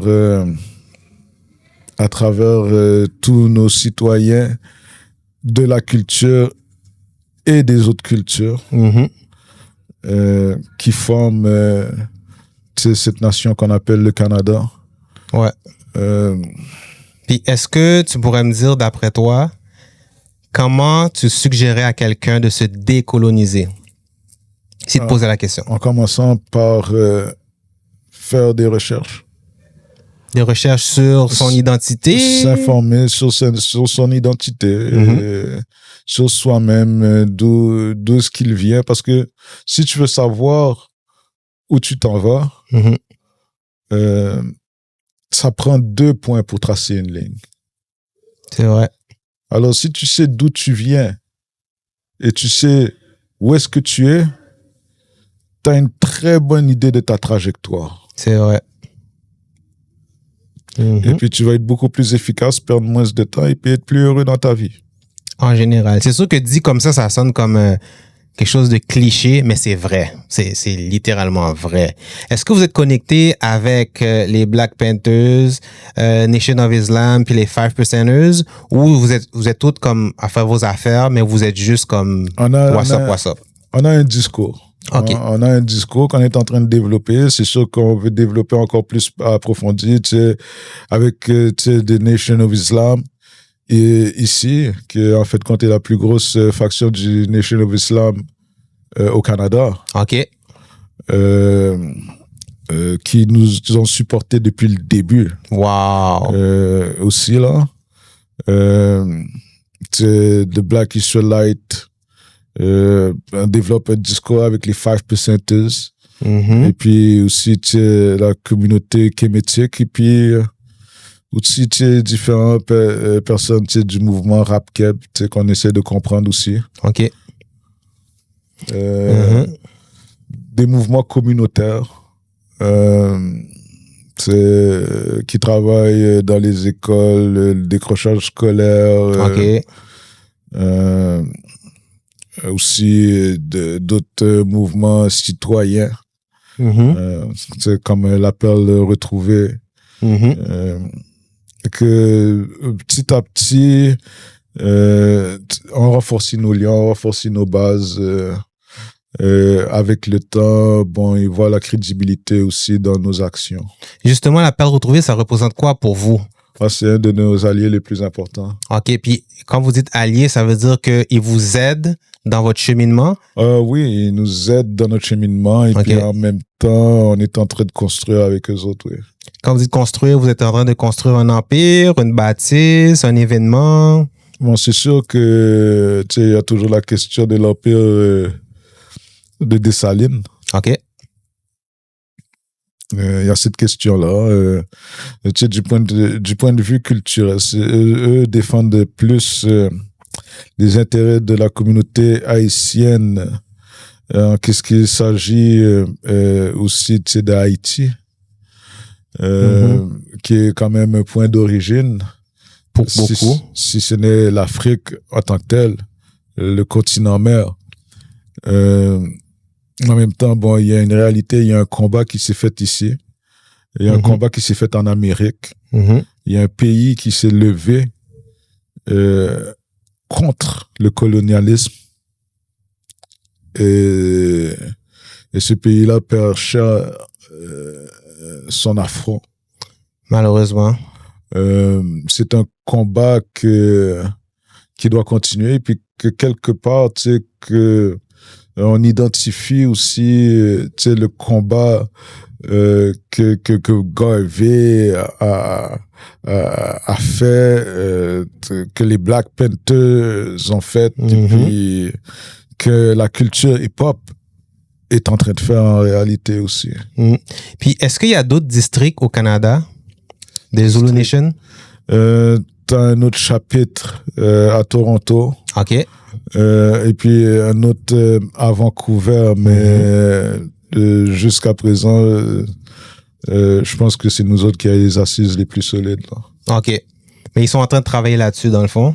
Celui de Vancouver a été démantelé après le scandale de Afrika Bambaataa. OK. Mais les personnes sont toujours actives sur la scène locale, en étant en contact avec eux autres. C'est sûr que ça prend une certaine logistique pour pouvoir commencer vraiment à organiser des choses du niveau pan-canadien. OK. Pan-continental et pan-international, toujours dans la mentalité pan-africanisme. Puis là, maintenant, tu avais parlé d'Afrika Bambaataa, justement. J'ai une question par rapport à ça. Je voulais savoir, est-ce que ça l'avait affecté tout ce que vous êtes en train de construire? Ou c'est juste quelque chose qui s'est passé plus pour les États-Unis, puis vous, ça n'a pas vraiment eu d'impact sur votre chapitre? Définitivement que tu sais que Afrika Bambaataa, en étant le fondateur du Zulu Nation, que lui-même était un membre des Black Spade. Oui, gang dans le temps, dans le Bronx, et puis qu'en fin de compte, qu'est-ce qui a pu donner de la force vraiment aux Zulu Nation, parce qu'il n'a pas fait ça tout seul, c'est que beaucoup des membres des Black Spade, ils ont retourné leur veste pour devenir Zulu Nation. Qu'est-ce qui a vraiment donné de l'ampleur à ce mouvement-là? Qu'est-ce qu'il a fait? Et quelque chose d'inacceptable et d'impardonnable. Est-ce qu'il est radié ou il y a encore... Oui, il est radié. Officiel, là. Oui, il est radié officiellement et puis présentement, il est introuvable. Introuvable? Oui. Il me semble que je l'ai vu à un moment donné dans une entrevue. Ça se peut que tu le vois dans une entrevue, mais tu sais, on a encore consulté son Wikipédia et puis... Bon, en tout cas, en 2024, il était introuvable encore. OK. Mais parce qu'il sait de toute manière, parce qu'il y a eu des processus légaux qui ont été entamés sur lui depuis 2021. OK. Tu sais, Ronald Savage B. Stinger. Tu sais qu'en réalité, on se tient à côté de lui parce que c'était une des victimes. Et puis, en fin de compte, on est solidaire pour toutes les victimes. Ouais. Tu sais que Afrika Bambaataa a eu, en reconnaissant que c'est eux autres qui ont vraiment payé le prix pour que cette culture-là soit de l'avant. En fait, quand en gardant tu sais, le silence depuis tant d'années et puis en vivant avec cette bullshit. Tu sais, on les appuie là-dedans. Et puis de toute manière, on sait qu'est-ce qui arrive aux pédophiles dans certains milieux. On sait très bien que ça va mal pour eux, mais on ne sait pas tout ce qu'ils doivent subir s'ils se font prendre. Est-ce qu'on veut le savoir? 3 petits points. En tout cas, quand on ne sait pas, on n'a rien à dire. Ça finit là. Et puis ça reste comme ça. C'est vraiment ça. En tout cas, Afrika Bambaataa, il se cache et puis... bon, il y a beaucoup de nous autres qui ont des passés criminels, alors... Ce qu'il a fait, c'est impardonnable. C'est inexcusable. C'est vrai. Là, maintenant, on a parlé...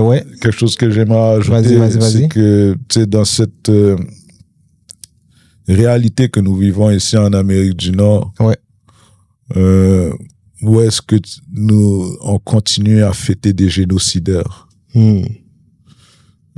des esclavagistes. Ça, c'est pire que des pédophiles, là. Mais de Zulu Nation, on ne fait pas Afrika Bambaataa.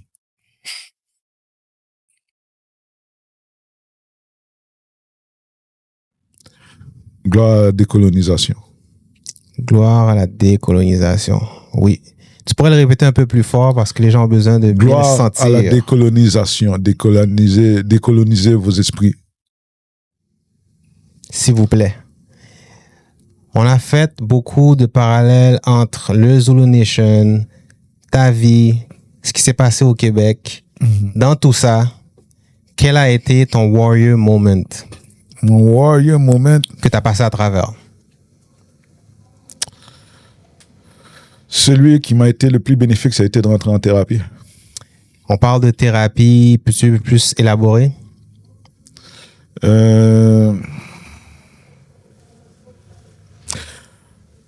Disons que en 2019, j'étais arrêté.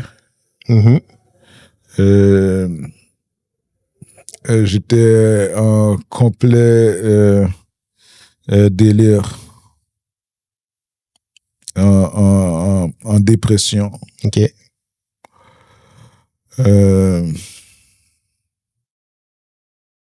Et puis, en fin de compte, je comprenais pas qu'est-ce qui m'arrivait. Je comprenais pas pourquoi je faisais certains choix. Je comprenais pas comment ça se fait que certains choix avaient l'air d'être, comment je pourrais dire, sortir de mon contrôle. Certains comportements sortaient de mon contrôle. Et puis me portaient à vivre une certaine vie dans la clandestinité. OK. Alors, quand je suis rentré en prison, j'ai réussi, ou bien sinon, à travers une bénédiction, j'ai été déclassifié. OK. Parce que j'étais fiché en tant que membre de gang. Et puis, quand tu es fiché en tant que membre de gang, ils te considèrent comme un criminel endurci. Quand ils te considèrent comme un criminel endurci, c'est-à-dire qu'ils considèrent qu'il n'y a plus rien à faire avec toi. Tu vois? Fait que quand ils m'ont déclassifié, j'ai pu aller chercher de l'aide pour ma santé mentale. Je connais beaucoup de gars qui sont encore classifiés. OK. Et qui n'ont pas eu la vie facile. L'aide existe. Tu as le droit d'être heureux dans ta vie. Tu as le droit. Tu as le droit de vivre ta vie pleinement. Sans te cacher. C'est un droit que la Constitution canadienne t'offre, qui est protégé par la Constitution canadienne. Moi, le premier juge, c'est objecté. Avant même que je lui donne aucune explication. Alors, il a été retiré de ma cause. J'ai été obligé de passer devant un autre juge. Oh. Pour pouvoir accéder à ma thérapie. Parce que j'ai vu que je souffrais de maladie mentale. Je souffre encore de maladie mentale. J'ai certains réflexes. Mais j'ai des outils. Au moins. J'ai des outils maintenant qui fait que, bon, j'ai pas à commettre l'irréparable. Quand tu avais dit tout à l'heure que t'es cherché la thérapie, est-ce que quelqu'un te l'a conseillé ou volontairement t'as dit il faut que je trouve quelqu'un qui va me donner une thérapie? Ben, qu'est-ce qui est arrivé, c'est que, tu sais, les 2 premiers mois que j'ai été déclassifié parce que j'étais toujours au maximum. Et puis au maximum, t'as pas de thérapie, t'as pas d'affaires comme ça. Et puis tu sais, le système bonbon, sinon, c'est quoi ça? Tu sais, et puis tu sais, je voyais toujours du monde qui sortait et puis qui prenait des cours. Et puis je me demandais c'était des cours de quoi? Des cours de quoi? Tu sais, je suis quelqu'un quand même qui aime ça, tu sais, m'informer, et puis ces affaires-là. Tu sais, et puis quand ils finissent le secondaire, c'est quoi, ils font de cégep, tu sais, c'est quand je peux m'inscrire à l'université, là, ils disent, ah non, c'est pas des cours comme ça, tu sais. Et quand j'ai été déclassifié, je suis tombé pour la première fois dans le général. Et que dans le général, j'ai vu du monde quitter comme ça, et puis, tu sais, sur ma table, ben, quand le gars, il m'a vu rentrer, tu sais, dans la wig, il a compris tout de suite que j'étais un gars de maximum. Fait que, tu sais, il m'a pris sur sa table, c'était un ancien Hells Angels lui-même. C'est un ancien full patch. Et puis, c'est pas nécessairement qu'on est amis, mais on a une certaine compréhension de certaines choses. Tu sais, parce que, tu sais, de la manière que ça bouge dans le général ou bien que ça bouge dans le maximum, c'est deux choses différentes. Ouais. C'est deux types de réalité. De réalité, c'est deux types de disciplines. Il y a certaines choses qui passent pas. Et puis que je voyais que, tu sais, dans le général, ça passait à coco. Et puis bon, tu sais, je vais pas avoir, tu sais, des réactions qui va faire que, tu sais, que je remonte dans le maximum. De toute manière, tu sais, c'était pas nécessairement un choix conscient de ma part, tu sais, de me retrouver dans le maximum. C'était, tu sais, le système qui décide et puis qui te fiche, hein. Fait que, tu sais, il y a du monde qui rentre en prison et puis qui dit, moi, je fais partie de tel groupe. Mais moi, c'est comme, est-ce que t'as lu les petits écriteaux quand t'as signé? Pour moi, c'est du auto-snitch. Je vais pas dire, écoute, je t'accusais d'une vingtaine de crimes et puis je fais partie, voici mes jobs, là. Bizarre. Ben, ça se fait parce que, tu sais, si tu tombes, tu sais, dans le secteur et demi, t'es tombé dans le secteur et demi, alors, tu vas manger une volée ou, tu sais, il va falloir que, tu sais, que tu lasses tes souliers, man. Que tu lasses tes espadrilles. Et puis, il y a du monde qui sont pas prêts à vivre ça. Mais quand tu as décidé de faire partie de la clique, c'était ce qui était marqué dans les petits écriteaux. Je viens de cette école-là. Si tu tombes à travers tes ennemis, but that's what it is. That's what you signed up for. Et que, tu sais, quand les tu sais, gardiens me demandaient, oui, de quel groupe tu fais partie, puis ces affaires-là, c'est pas de tes affaires. Oh, ben, tu viens de tel secteur, tu viens de Saint-Michel, ils m'ont foutu dans ce secteur rouge, man. Fait que, en tout cas, fait que, tu sais, pour faire une histoire courte, je suis sorti, maintenant, j'ai été classifié rouge et bleu. Mais en 2000, dans le temps de la guerre, là. Et que, depuis ce temps-là, j'étais, tu sais, classifié maximum. Fait que, rendu en 2019, j'étais encore classifié comme maximum, mais, tu sais, je suis rentré, puis j'étais à bout, et puis, tu sais, j'ai regardé le gardien, j'ai encore refusé mon classement, j'ai fait un refus de classement. C'est que quand tu fais ton refus de classement, mettre 2 semaines dans le trou en partant. Wow. Je suis parti dans le trou, de toute manière, je connais la routine, je pensais que de toute manière, j'allais faire tout mon temps dans le trou, je m'en fous. Tu sais, et puis, en fait, quand, tu sais, regardez, c'était un lieutenant, et puis il est venu m'interroger, et puis, tu sais, je suis comme, bon, tu sais, tu me parles, et puis, tu sais, tu veux me classifier, et puis regarde à l'âge que je suis rendu, là. À l'âge que je suis rendu, tu sais, je regarde ça, je regarde, tu sais, la flore locale, tu sais, la moyenne d'âge, c'est 25 ans, mais I'm out. Tu sais, c'est comme, tu sais, je parle d'affaires, je te dinosaure, là. Tu sais, je te dinosaure, là. Mais bon, je t'ai pas le dinosaure qui broutait l'herbe quand même, là. J'étais un tyrannosaure. Mais bon. OK.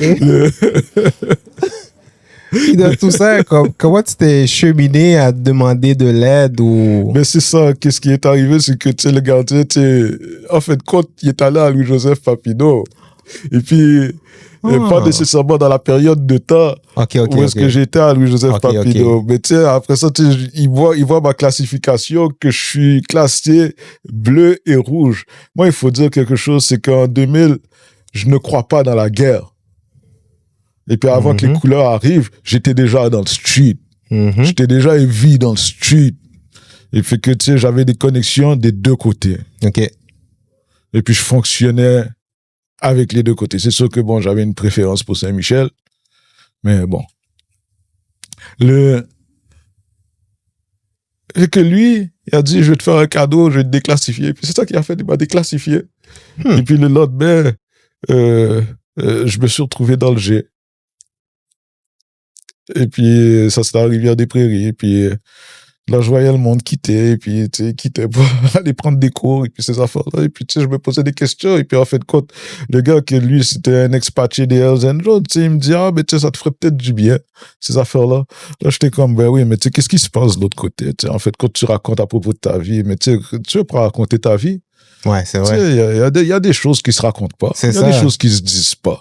Ces affaires-là, il me dit, écoute, c'est pas comme ça, là, tu sais, ils vont parler de tes émotions, et puis ces affaires-là, je comprends même pas qu'est-ce qu'ils vont me dire, et puis ces affaires-là. Et puis, tu sais, en fin de compte, je décide d'essayer.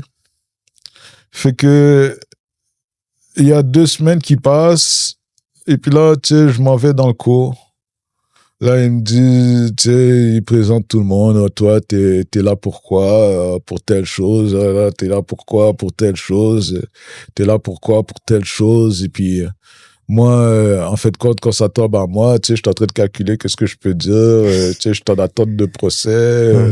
Bon, en fait, compte, voici, tu sais, je t'accusais, tu sais, plus de $100,000 de drogue, 18 charges d'armes à feu. Ces affaires-là, et puis là, tu sais, il y a un des prisonniers qui dit, hey, mais c'est toi qui es dans le journal? OK. Là, je fais comme, non, j'ai pas connaissance à ça, je suis pas dans le journal, tu sais, tout ça, mais c'était le matin. Elle dit, ben, reviens au cours cet après-midi, on va t'amener le journal. Et puis, quand je suis retourné dans l'après-midi, j'ai vu le journal. Tu sais, j'ai ressenti une rage. C'était pas la première fois que je faisais le journal, là, mais y a du monde qui prenne ça comme, ah, yeah, bah, bon, la criminalité, c'est pas fait pour être dans le journal, là. C'est ça, il y en a qui le prennent comme une badge d'honneur, on va dire. Ouais. Toi, c'était plus... Toi, t'étais un vrai, là, tu sais. Il y avait le code. Fait que, tu sais, moi, c'est sûr que tu sais, je suis dans un cours comme ça, et puis là, je vois ça, et puis, actuellement, tu sais, la rage monte à moi, et puis, oh, je retourne au max, là. Il y a quelque chose qui va se passer, ce sera pas beau, là. Tu sais, et puis, l'intervenante, elle arrive, et puis elle me tient, et puis elle dit, qu'est-ce que tu ressens présentement? Et puis je suis comme, qu'est-ce que je ressens? Tu sais, d'où est-ce que je sors? Je parlerai pas, c'est fini, j'ai plus besoin de parler, c'est des actions qui vont se passer, anyway. Mais, tu sais, t'es insistante là-dessus, et puis, bon, j'ai commencé à hystériser, elle me dit, t'es en colère? Je suis comme, oui, je suis vraiment en colère, et puis, je dis, ah, c'est compréhensible, tu sais, tu t'attendais pas à ça. Non, je m'attendais pas à ça. Tu sais, parce que moi, de toute manière, je vais pas comme péter ma coche drette là, et puis, tu es remonté sans que j'ai eu le temps de péter quelqu'un pour de vrai, là. Que je suis comme, je vais me retenir, là, jusqu'à temps que, tu sais, j'ai à faire que ce que j'ai à faire, et puis, tu sais, je vais monter pour une bonne raison, salut les gars. Mais, en fin de compte, le fait qu'elle m'a parlé, puis que j'ai commencé à extérioriser, elle m'a comme défusé. Elle m'a défusé quelque part, et puis j'ai fait comme... Là, elle me dit, écoute, tu vois, ta réaction, c'est à cause que tu as été traumatisé dans ta jeunesse. Tu sais, tu souffres de PTSD. Et puis, moi, je suis comme... Moi, j'ai répondu, de quoi tu me dis? Moi, j'ai été traumatisé, c'est moi qui traumatise le monde, tu te trompes. Elle dit, oh, t'es quelqu'un qui aime ça, lire? J'ai tout le temps aimé lire, j'ai tout le temps aimé m'informer, et puis ces affaires-là. À 15 ans, je rentrais au cégep. Malgré tous les problèmes que j'avais, là. Et puis, aujourd'hui, je suis programmé à analyse. Et puis, tu sais, elle me passe des feuilles qui parle de ça, de traumatisme, et puis des choses que tu as vécues dans l'enfance. OK. Fait que, tu sais, quand je retourne dans mon secteur, naturellement, mais là, tu sais, la nouvelle est sortie, et puis, c'est pas juste que la nouvelle est sortie, c'est que c'est sorti dans les autres wings. Ah, c'était lui. C'est lui. Le monde qui était dans la wing savait déjà. Ouais. Tu sais, disons que, tu sais, que j'emmenais quand même assez large, mais tu sais, naturellement, quand tu vis, tu sais, la vie dans l'ombre, ça doit rester dans l'ombre, fait que tu t'es pas là en train de te booster, et puis ces affaires-là, et puis c'est la chose que tu veux pas non plus, là. Tu veux pas dévoiler, là? Tu veux pas dévoiler, parce que, tu sais, j'ai appris depuis un jeune âge que, tu sais, que, man, si tu veux vraiment, if you want to really make it, then don't say shit about it. Mm-hmm. And ain't nobody saying shit about it. Tu sais? So, tu sais, quand j'arrive dans ma cellule, je suis en train de lire ça, et puis je vois que, tu sais, que ça parle de, tu sais, des traumatismes quand tu étais enfant et tout ça. Et puis moi, un livre, tu sais, quand je lis pour savoir s'il est véridique, si vraiment il y a de la lutte, fait que j'ai appliqué les choses dans la vraie vie. OK. Fait que, tu sais, j'ai remonté le plus loin dans mon enfance à ce moment-là, qui était à l'âge de 5 ans. OK. Où est-ce que mes parents m'ont foutu une volée, là. Mm-hmm. À l'âge de 5 ans. Je pense que c'est une volée légendaire parce que tu t'en souvenais à cet âge-là. C'est-à-dire, tu penses que c'est ça le plus gros moment de ta jeunesse qui a commencé? En fin de compte, quand je suis allé en thérapie, j'ai pu remonter jusqu'à 3 ans. Oh! Ouais. Damn! OK. Fait que, à ce moment-là, j'ai pu remonter jusqu'à 5 ans. J'ai mangé une volée, mais je me souvenais même pas pourquoi j'avais mangé cette volée-là. OK. Tu sais, le monde, il parle, tu sais, j'ai été battu, ces affaires-là, c'est 2-3 claques. C'est une claque, 2-3 claques, une tape sur les fesses, 2 tapes sur les fesses, 3 tapes, c'est comme une vingtaine de coups de fouet, là. Ben, c'est la manière haïtienne, old school way. Old school way. Ouais. Et puis là, tu sais, j'appelle ma mère parce que mon père est mort. Et puis je lui demande, je lui dis, mais tu te souviens quand j'avais 5 ans, vous m'aviez battu? Elle dit, ouais, je m'en souviens. Elle dit, l'affaire que je me souviens pas, c'est pourquoi j'ai été battu. OK. Est-ce que tu pourrais me rappeler pourquoi j'ai été battu? Qu'est-ce que j'ai commis qui a fait que j'ai mangé une telle volée? Et puis elle m'a dit, je m'en souviens pas. Ouais, je m'attendais à ça un peu, là. Ouais, je m'en souviens pas. Mais je dis, mais comment tu fais pour pas te souvenir de ça? Qu'est-ce que j'ai pu faire à 5 ans que je mange une volée comme ça? Tu vois? Moi, ça m'est arrivé une fois de donner une tape sur une fesse à mon beau-fils. Je me souviens pourquoi. Vous m'avez servi au moins une vingtaine de coups et puis vous savez même plus pourquoi.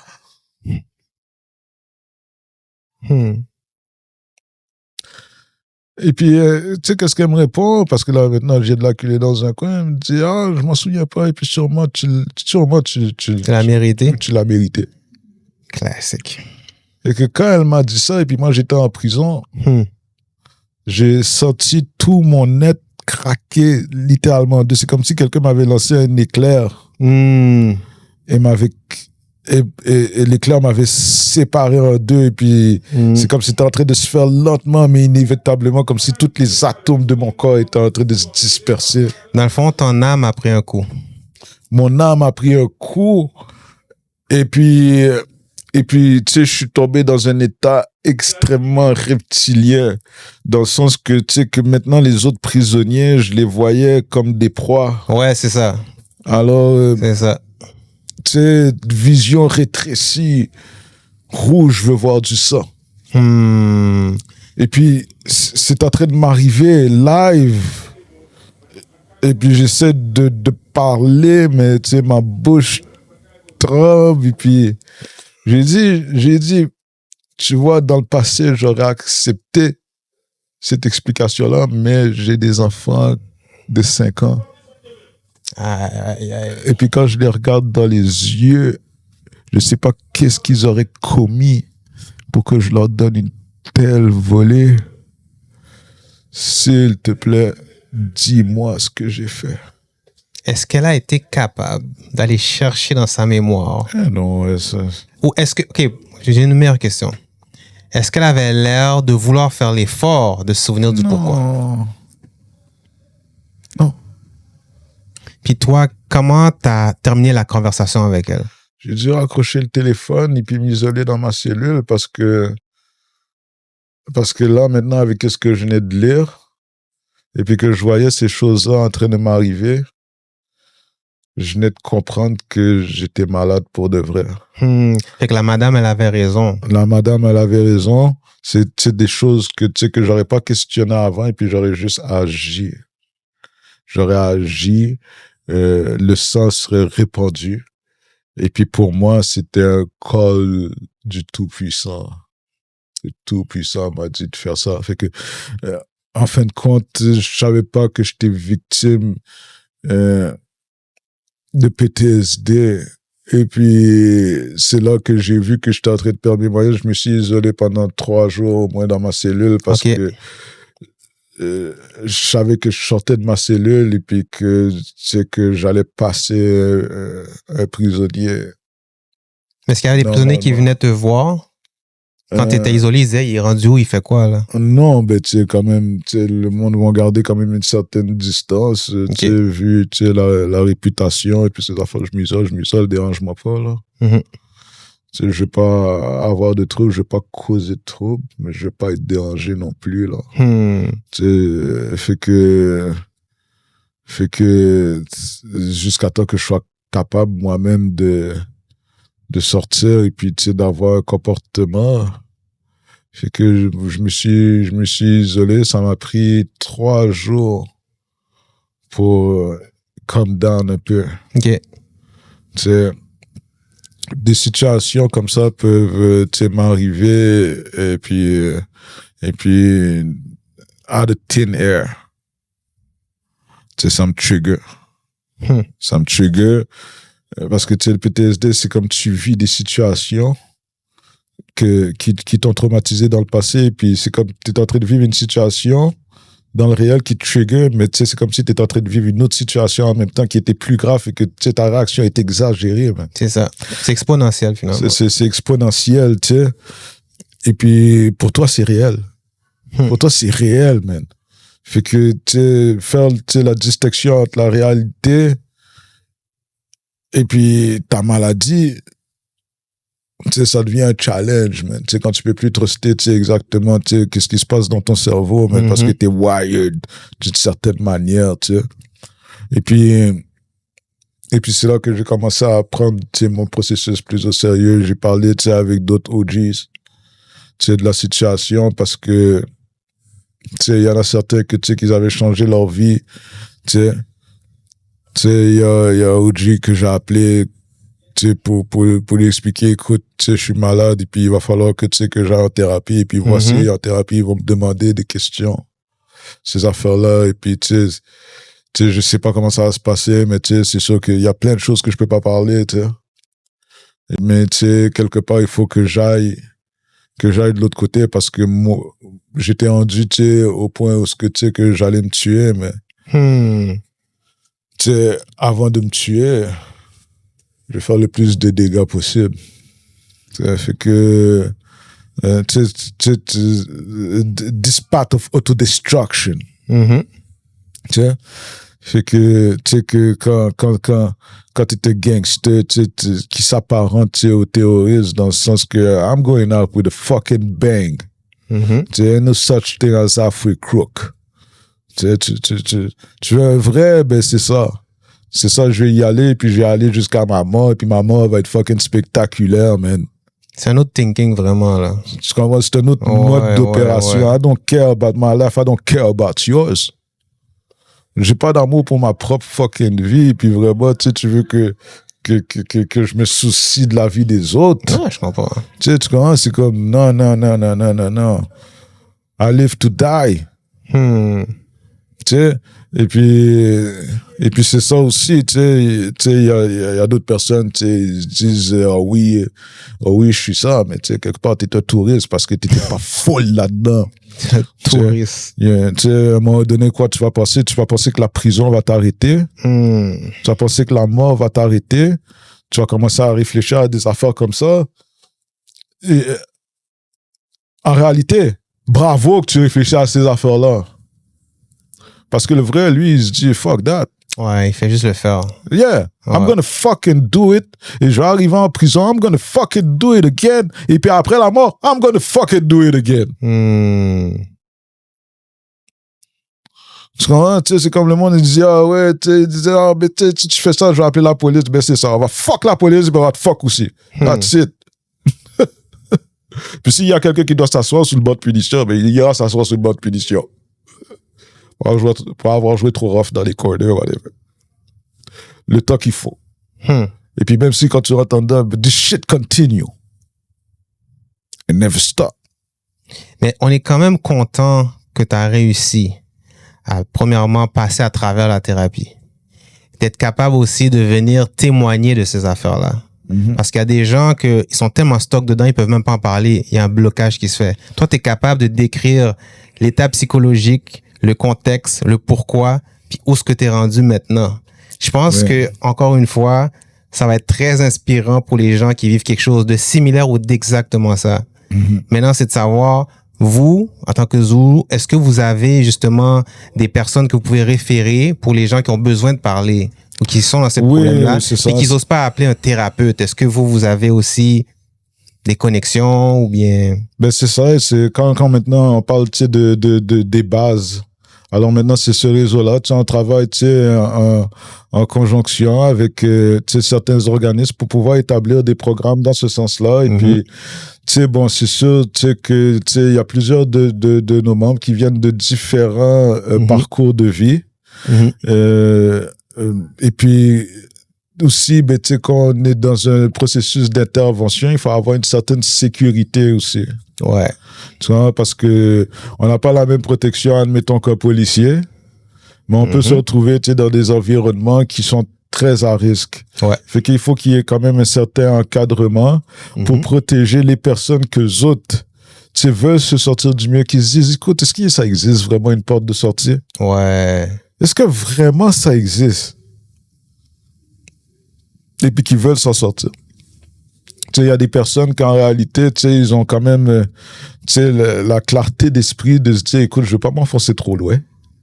Tu sais, moi, ce que je faisais, c'était des crimes pour finir les feux de bois. Je vais me retirer tout de suite. All props to you. You're doing the right thing.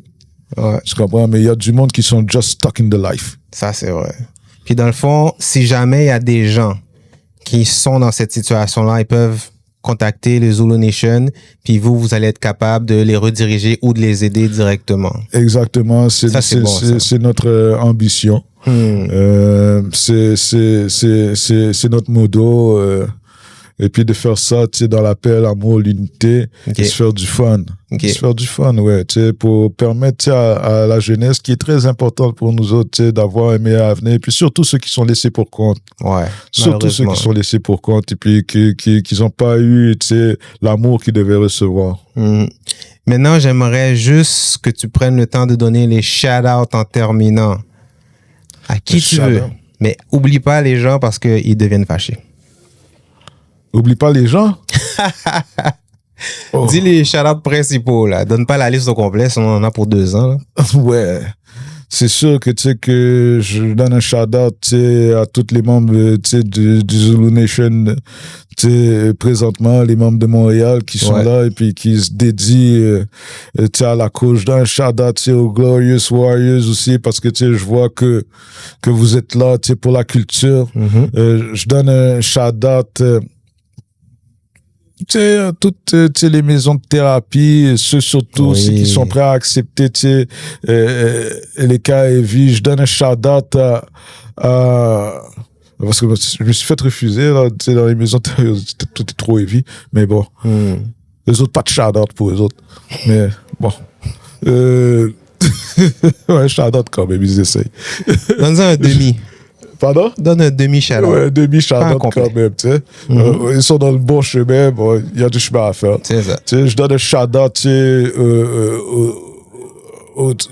à tous ceux qui vivent dans la rue présentement et puis qui cherchent une porte de sortie, man, qui cherchent à améliorer tu sais, leur vie.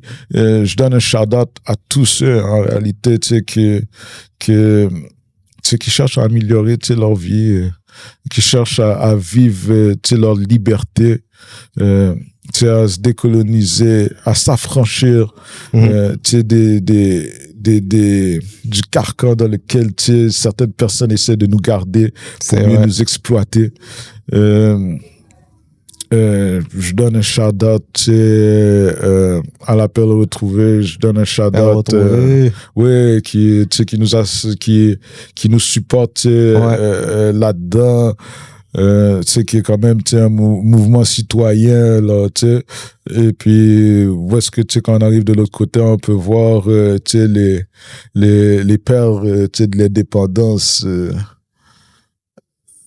les statues, tu sais, de Dessalines, tout ça. Oui, devant la bâtisse. Je trouve que c'est emblématique, puis je trouve que c'est inspirant quand on arrive devant, c'est quand même assez impressionnant, puis ça nous rappelle un peu le besoin de connecter avec notre histoire. Oui. Là, maintenant... D'où est-ce qu'on sort? Où est-ce qu'on est? Pour qu'on soit au Québec, ici, puis qu'on puisse voir ça. Ouais. C'est quand même gros, là. Tu sais, tu sais, je donne un shout-out à tous les membres à l'international, au national. Tu sais, il y a beaucoup aussi de membres que les autres n'ont pas de chapitre, fait que tu sais, qui comptent sur nous autres, tu sais, pour vraiment, tu sais, maintenir cette structure-là. C'est ça, c'est ça. Fait que je suis sûr que j'oublie du monde là présentement. Ah, mais là, t'en as donné quand même beaucoup, là. Les principaux, c'est ça qui compte, là. Oui. Fait que je vais te remercier d'être venu à notre podcast, parce que comme j'ai dit, ça faisait longtemps qu'on voulait l'avoir. On a eu une bonne partie de la version de Zulu et de ta vie, puis merci de te confier sur les faits vécus qui vont, comme j'ai dit, inspirer, puis aussi faire comprendre peut-être à certains parents l'impact que ça donne à un enfant plus tard. Ça aussi, c'est important de le dire. Alors, moi, je vais donner un shout-out à DJ Boogie et aux Zulu Nation, à toute la famille qui nous a accueillis dans le premier événement qu'on avait été, je pense que c'est l'année passée, je pense que c'est ça. Oui. Alors, ça, justement, il y a des footage là-dessus que j'ai pas release. Non, je pense pas que je l'ai mis, mais vous allez voir là, comment la connexion s'est faite. Aléatoire, on est allé là-bas, 3 petits points, puis ils nous ont demandé de nous présenter. Vous allez voir qu'est-ce qui est arrivé éventuellement. Légendaire. Merci beaucoup. Légendaire. C'est un gros mot. On va dire qu'on a fait acte de présence avec un peu de freestyle. On va dire ça comme ça. Mais ils ont marqué shout out à tout le monde qui était là. Mais c'est pas fini parce que dans le prochain événement, on sait jamais. Peut-être qu'on va aller là, mais cette fois-ci, ça va être organisé. Oui. On sait jamais où ça peut mener. Quand toutes les tribes comme ça, toutes les tribus, 5%, Zulu Nation, Hilarious Riders, Glorious Warriors, toute la gang là, quand on va tout être ensemble, imaginez ce qu'on peut créer comme explosion positive. Juste imaginer. Merci beaucoup, DJ Boogie. Merci à tout le monde qui t'entoure de continuer ce cheminement légal, premièrement, puis ensuite de ça, communautaire. Oui. Shout-out à Appel Retrouvé. Oui. Puis, shout-out aussi à toute mon équipe. J'ai pas besoin de vous les renommer, mais je vais le faire quand même parce que ça me tente. VSL, Steph. Quest. On a l'affiliation avec Nadi Soya. On est affilié avec beaucoup de monde encore. Vous allez voir, ça va bouger cette année. L'émission complète à venir. J'arrête là. Alors, est-ce que tu as une dernière chose que tu voulais ajouter? Oui, c'est ça. Shout-out à Blackfire Sound. We're in here. Et puis that's it. Merci beaucoup d'être là. Abonnez-vous, like, comment, subscribe, comme mon ami VSL le dirait si bien. Oubliez jamais que chaque action que vous faites sur notre page ou sur nos vidéos, c'est ça qui nous fait avancer. Puis la mission qu'on a de décoloniser, on le fait petit à petit, mais on va réussir. Pourquoi? Parce qu'on supporte des gens comme ça. Puis aussi parce qu'on croit à notre mission. On va y arriver. puis on va le faire avec du fun, pas de manière moralisateur. Shout out à tous nos guerriers qui nous regardent, qui nous supportent, que je croise, que VSL aussi croise, que Kwasi voit sur le net. Kwasi reste silencieux, mais il voit tout. Il est là. Il en faut tout le temps. Hein. Il en faut tout le temps comme ça. Hein? Oh, oui. Tu sais, le silent assassin. Exact. Il en faut toujours un. Le sniper. Kwasi est là. Vous le voyez pas, mais il est là. Moi, je sais qu'il est là. Alors, merci à vous tous. Et puis, j'espère vous revoir, vous recroiser. Merci encore à DJ Boogie. Shout out à y'all. Et puis, that's it, that's all.